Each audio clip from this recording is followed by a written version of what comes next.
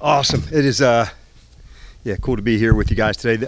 As we're entering into day 2 of Minicamp, this is it's really coach's time in some ways, and I'll explain that as the systems. On all 3 phases, can the players have a deeper understanding of that? And I thought Cliff and Joe and Larry, they have really put it in that space. And the other group is the year 2 players assisting the first year players into it, whether it's a first year as a free agent joining the team or a first year as a rookie. And that's such an important thing. So that's really where I feel like in the off season, this is the coach's time. They've got to get these systems in place so the guys can really do their thing. And if we can isolate the skill, then there's these next 40 days that'll be coming up for the players to really work those. You also see some high school coaches here today, quite a few, over 100, which is awesome. And they play such an important role in the lives of the kids that they are coaching, and that was certainly impactful in my life, and I know that they're having that impact now. So with all that said, let's get rocking with you guys and begin. You talked yesterday about the front 7 doing a lot of stuff together and all that. Is it more than in the past, and how much when you go to doing something like stopping the run, can what they're doing now help translate into more success there? Yes, on both. Yes, they're doing more as a group together, and I really lean on Joe on that. I thought he's one that's also thrown a great off season. What things can we incorporate? How do we add certain things? And some of that comes, John, from doing more time together. So when you're starting last year in the first, OTAs and where you're going and how you're doing. And so when you have being together for a whole calendar year, that's a big deal. And so for so many of these coaches to be back here, wanting to elevate ourselves to see, can we take it further, to help the players take it further? That was one of my off-season goals. As a staff, can we, collectively help one another, take it up a notch? And a number of them have. So, yes, it's by design that they spent more time together.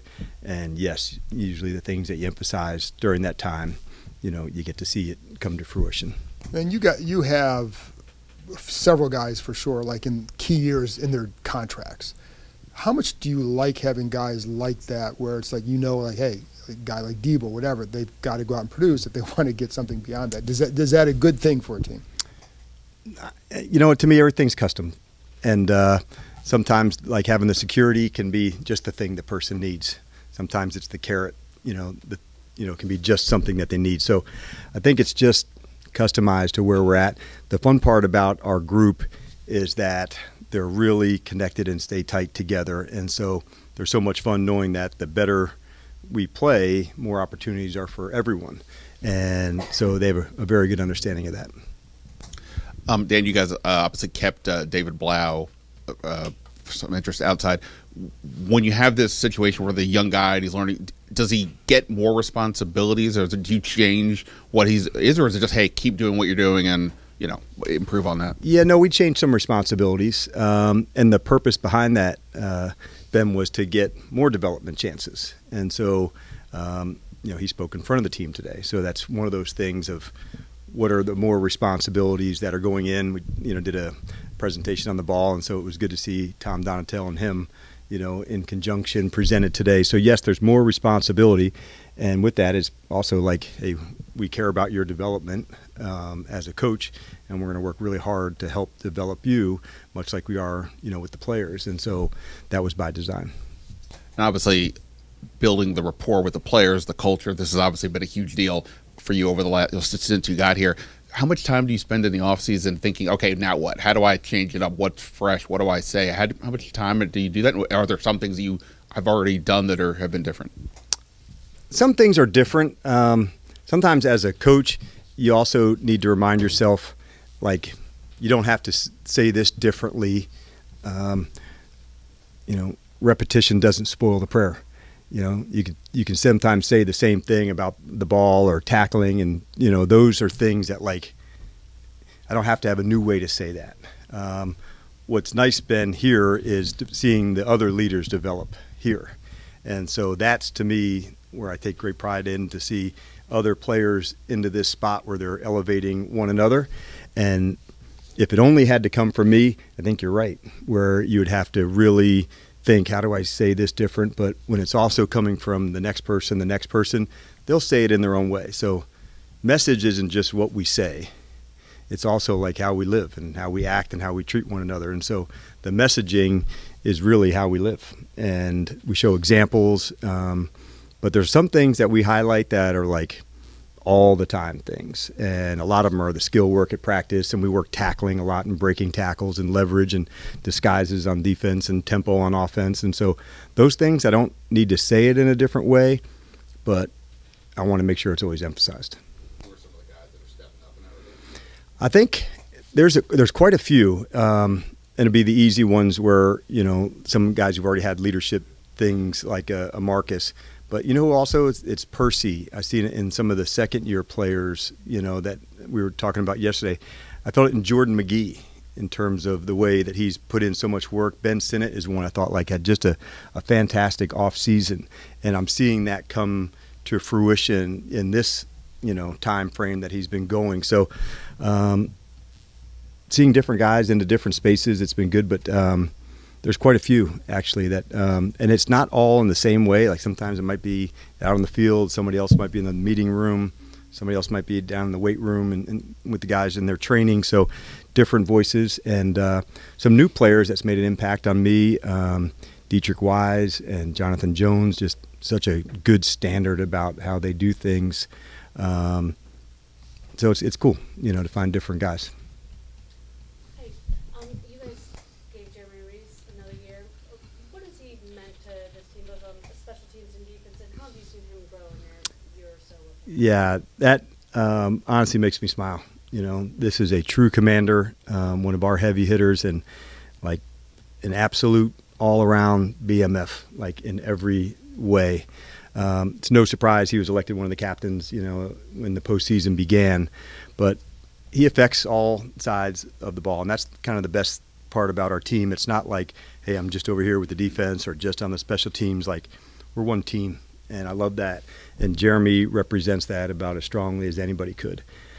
Now, the performance side, man, you feel him, and the speed and the tackling and the toughness, and we really value what he brings to us on and off the field. So, when that came out, man, that's an absolute really cool moment for us. And you mentioned the coaches that'll be here today. You've had coaches, college, high school coaches, pretty much throughout the offseason. When did that really become important to you to start bringing them in and to show them sort of how you run things? Yeah, I think it's really important for our game, Nikki, number one. Off the field, there's such an impact that high school coaches have. It's way bigger than football, and I recognize that because that's true in high school. It's also true in college, and so I wanted them to know how important that role is and how much I respect it of what they do. Then from the football side, I want them to see the techniques and see things that we are teaching, and if we can do that and share that with them and help their programs become better, man, that's paying it forward. And so I'm really pumped. There's like over 100 coaches here today and some flag coaches as well. And so to have that kind of turnout quickly, that's really cool. A couple of weeks ago, Cliff Kingsbury talked about how big a year it is for Brian Robinson. Mm-hmm. He spoke yesterday and talked about he knows it's a big year. Can you talk about his offseason and what the year means for Brian Robinson? Yeah, he looks, number one, really healthy. There was a cut specifically yesterday on a run, and where he was able to cut, plant, and like downhill as fast as you could see. And those are the things that I've seen. He's back. We got him back on the return game as well on the kickoff side. So you feel his urgency and intensity for it, but he's really thrown a good offseason. He really has. You got to talk to Bobby Johnson last week. Yes. I was excited to have Laramie here as a player, but also you notice like little leadership things like calling Josh right after he was drafted. Yeah. He hasn't been here that long, but like, have you noticed anything just as a player or as a leader out on the field? That you've seen? Yeah, and I think most of the time, some of the very best leaders are excellent communicators, and I felt that way with LT right from the beginning. I got a chance to meet his family and what were the things in his background that made him unique and finding out about him.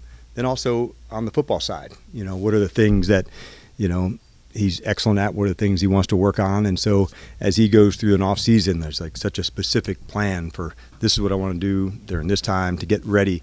And having that kind of process of winning, I noticed that right away. Coach, you spoke about the importance of having the high school coaches out here and that outreach. What does the community and having that outreach directly to the community, what does that mean to you as a man and to this organization? Number one, I want them to know what they're doing really matters. And like we see the work that they're doing. So if this is one way, that we can pay it forward to the coaches to let them know, a practice schedule, a way you set up something in terms of a drill, how do you teach our game really safely? And if we can do that better and help them establish that in their schools and in their own communities, I think it just helps grow everything. And all of us have that responsibility, and we take that responsibility seriously. So had a huge impact on my life growing up, and for us to be able to have a chance to get back into that and pour into them, like, man, it's just as good as it can get, because it's a way for them to make an impact. Got time for two more? Yeah, I know it happened a couple of weeks ago, but the NFL announcing that they're going to allow players to compete at the Olympics for flag football. Curious to your reaction to that, and would you feel comfortable if one of your players wanted to try out and maybe be an Olympian? Yeah, good question. It's cool, right, that flag football is going as a sport, and the process of putting a team together, I'm not sure what that looks like just yet, but I think it's really important, that it goes well and they find the right thing. It's not the same exact game that they play, but there are a lot of really good candidates. So it'll be interesting as we get closer of who wants to do it and how they go about the selection process of the first flag football team. So I think it'll be cool for sure, but the way they're going to go about it, I don't know. But, yeah, for sure I'll be watching. Last one. You talked about A little bit at the start, but the continuity and familiarity of having a coaching staff that's together from year one to year two. In what areas can you see a coaching staff kind of take that step as you move towards the season? There's efficiency element for sure. Okay, this. But what also happens is you're more open to suggest, to receive feedback, and as coaches, that's important. When we're studying something different, have we thought about this? Can we go into that way? When you do a first-time installation of your systems, it really stems, from the coordinators. This is what's going to be. Then, as you get into years 2 and beyond, now you have a chance to study some other things. Would this be something we'd add? Would it not be? Where last year we didn't really get a chance to do that. We were putting in, this is from a philosophical standpoint, how we want to play. And so now you're able to, we practiced it, we didn't call it a lot, let's take it out. This one we should have called more, let's give it more time. So you're able to put the puzzle together a little bit better, how to feature the guys better, and the communication amongst the staff, offense to defense, how they share ideas across the hall. Those are things that probably don't fully develop until you're together a year and you've been through the good times, the tough days, and then you're able to share more information. So that was one of our goals going into the off season. Could we elevate ourselves to help the players? And to a man, these coaches have really nailed that piece, and so that's why we're excited for the camp. This is kind of the culmination of that, and then our times together are intense, and we'll need the break too. Before we come back, much like the players do. When we're here, it's kind of go, and you're hitting it hard, and so we'll need that time to recharge and get ready as well. All right. Thanks, Coach. All right, we'll see you guys out there.